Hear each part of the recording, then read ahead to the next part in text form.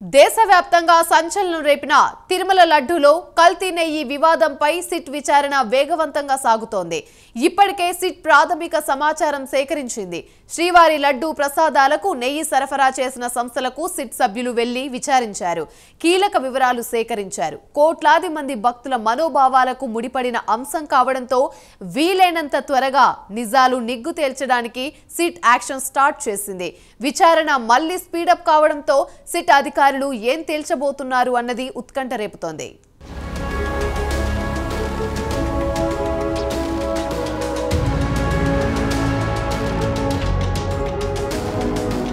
తిరుమల లడ్డూలో కల్తీ నెయ్యి కేసులో సిట్ దర్యాప్తు స్పీడ్ అందుకుంది. టీటీడీతో సమన్వయం చేసుకుంటూ పక్కా యాక్షన్ ప్లాన్ రూపొందించుకున్న సిట్ అదనపు సిబ్బందితో పలు ప్రాంతాలకు వెళ్లి దర్యాప్తు చేపట్టింది. ఇప్పటికే తిరుమల ప్రసాదాలకు నెయ్యి సప్లై చేసిన వైష్ణవి, ఏఆర్ డైరీ, చెన్నై ల్యాబ్లో సిట్ బృందాలు విచారణ చేశాయి. అన్ని కోణాల్లో వివరాలు సేకరించారు. 2 డైరీల నుంచి కీలక పత్రాలు స్వాధీనం చేసుకున్నారు. ఏఆర్ డైరీలో 13 గంటల పాటు సోదాలు అవసరమైన సమాచారం సేకరించినట్లు తెలుస్తోంది.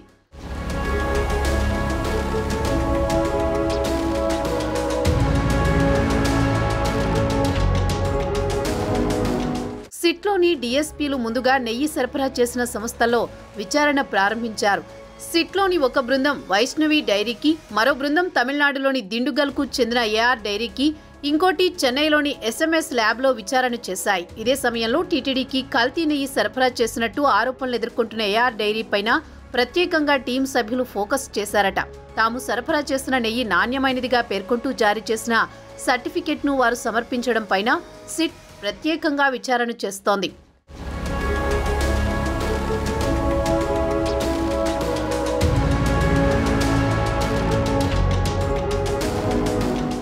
ఏఆర్ డైరీ నెయ్యి నాణ్యతను పరీక్షించి సర్టిఫికేట్ జారీ చేసిన ల్యాబ్ నిపుణుల గురించి పూర్తి సమాచారం సేకరిస్తున్నారు.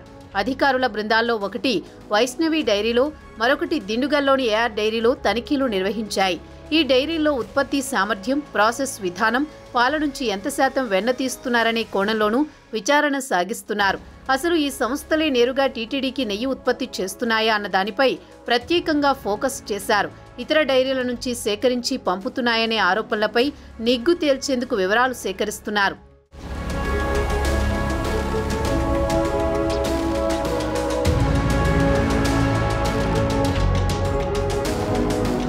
టీటీడీకి నెయ్యి సరఫరా చేసే సామర్థ్యం వైష్ణవి డైరీకి లేదని సిట్ బృందం ప్రాథమిక పరిశీలనలో గుర్తించినట్లు చెబుతున్నారు.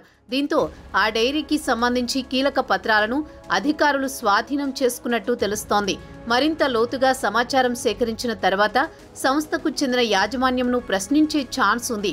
అదేవిధంగా టెండర్ల ఖరారు నుంచి వివాదం బయటకు వచ్చిన వరకు పూర్తి సమాచారం సేకరించేలా సిట్ ప్రణాళికలు సిద్ధం చేస్తోంది.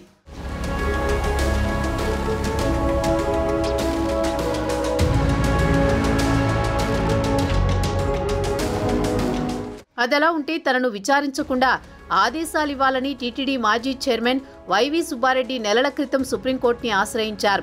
వైసీపీ ప్రభుత్వ హయాంలో వైవి, భూమన కరుణాకర్ రెడ్డిలు పాలకవర్గం చైర్మన్గా పనిచేశారు.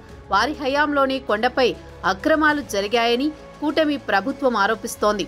ఆ క్రమంలో ఇప్పుడు సిట్ విచారణ మళ్లీ స్పీడప్ అవ్వడంతో నిజాలు నిగ్గు తేలితే బుక్కయ్యేదెవరు అన్నది ఉత్కంఠ రేపుతోంది.